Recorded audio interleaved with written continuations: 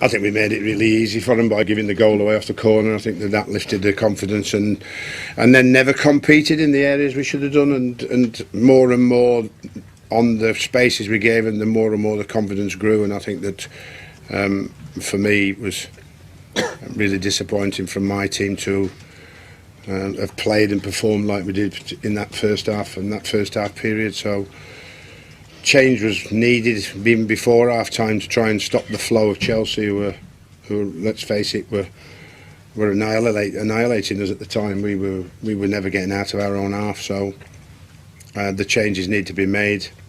I think that again we've come out the second half, and instead of trying to wait and play our way into the game, we end up giving a penalty away.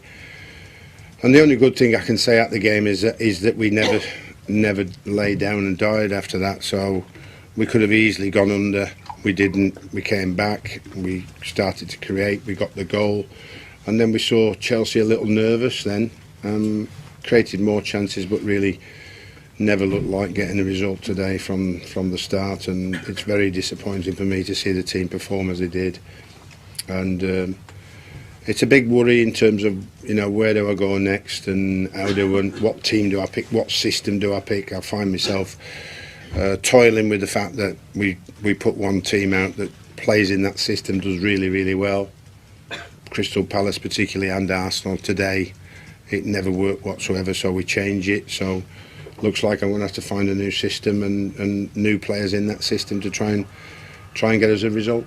I'm disappointed in the lack of consistency. I think that we've seen some good things. We've seen back-to-back wins, which is give us an opportunity to take the challenge on and go forward. And now we've dropped right back in the mire again by our lack of results. And results in terms of today, it was a result we didn't deserve, and the performance was poor.